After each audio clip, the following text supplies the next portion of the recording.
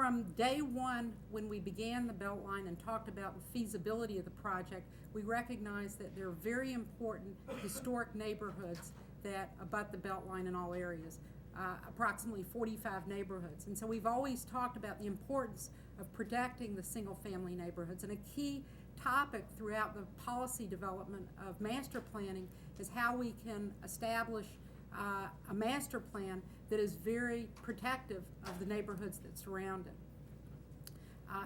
Trail alignment has been a very important component of master planning. As Terry mentioned, one example is all of our discussions that we've had related to Tanyard Creek, and how we're very pleased that we've reached a very effective solution, a wonderful compromise in order to be able to determine the exact route of that trail in the sub-area master plan where Tanyard Creek is located.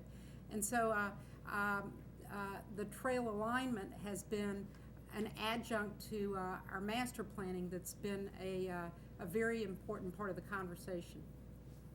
And lastly, everyone is always very interested in where there will be street extensions, how they will serve the community, how we will make improvements in the infrastructure and operations of transportation within the sub areas, and when will this happen? And so that's a key part of emerging themes.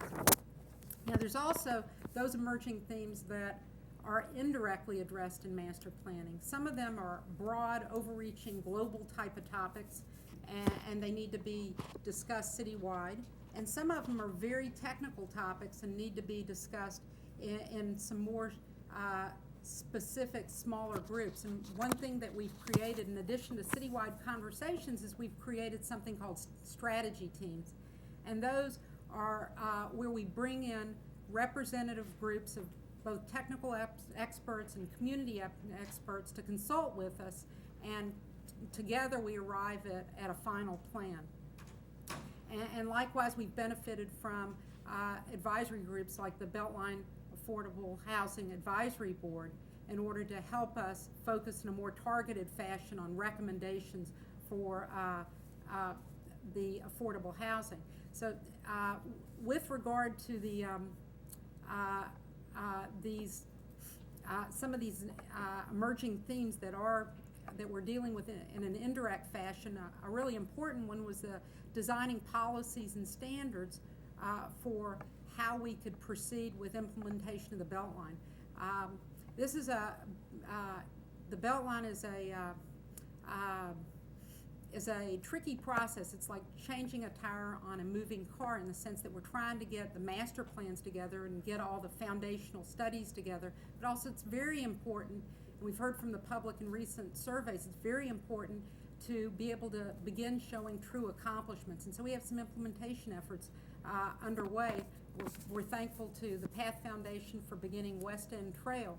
And in order to begin that trail, we needed to have some basic core standards that in order for all trails within the Beltline to meet comparable standards. And so while we are not at this stage creating the entire family of design standards, we've begun with some basic standards, and we created a strategy team in order to solidify what those initial standards would be. Community benefits have always been a key component. In order for us to know that the master plan is meeting the objectives of each community, we try and ensure that we hear from the community of what the values are that community is looking for, and make sure that the overall master planning effort is expressing those values. And we're blessed with that. There's an awful lot of historic resources along the Beltline, and so we're trying to target and identify which resources, which buildings and features along the Beltline are worthy of designation, historic designation, and the strategies for how we will best achieve a preservation of those resources. And lastly, public art, and aesthetic design within the Beltline. That is a strategy team that will soon be beginning, and it is key in order to incorporate in the fabric of planning and implementation how both aesthetic treatments and public art will be celebrated all along the Beltline. So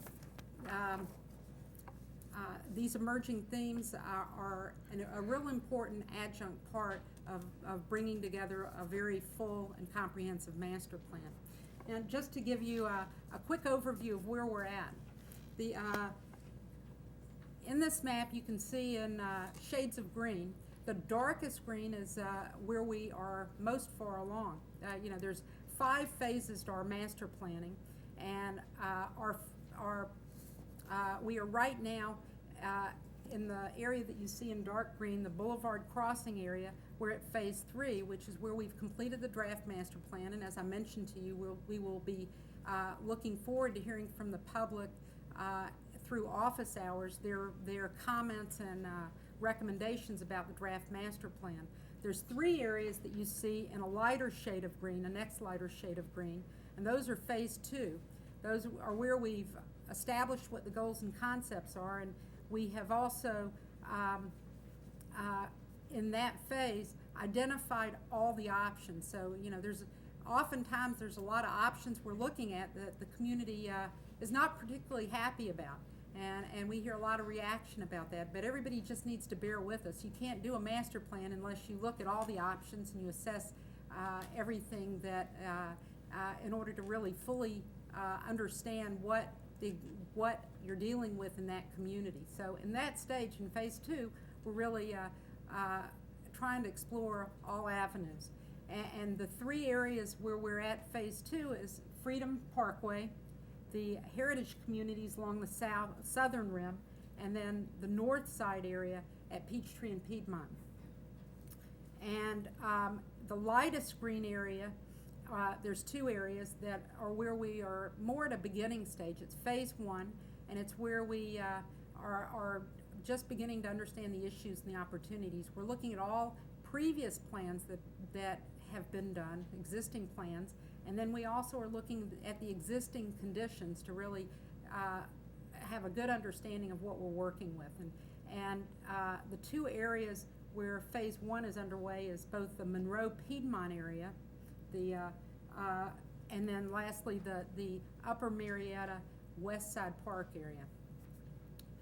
We are very soon will be beginning the remaining 4 areas. The 2 areas that you see in yellow will be beginning in the summer, and that's the Simpson Hollowell area and RDA Cascade, both along the southwest border of the Beltline.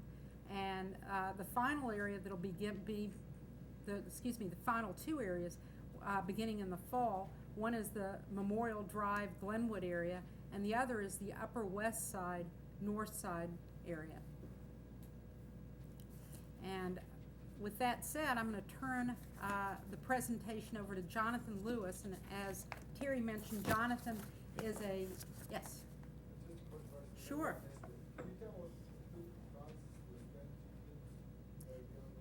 Right. Each strategy team, I was asked who comprises the strategy teams. The strategy teams, to date, we have about 5 strategy teams that have been underway. The strategy teams tend to be both technical experts as well as representatives from the community. Each one is sort of different. I mean, we have one that's a design strategy team, design and park visioning strategy team. We have another one that was a community benefits strategy team. We have a community engagement strategy team. So each one has its own combination of involved individuals. Strategy, in the case of the design strategy team, it has 15 different organizations represented, and anything too much larger than that is really not manageable, because you're really trying to do some fine-tuned planning and sorting out. If anybody in the community would like to be involved in strategy teams, we'd love to hear from y'all and understand your expertise in it. To the extent that fits with what we're doing, that would be great.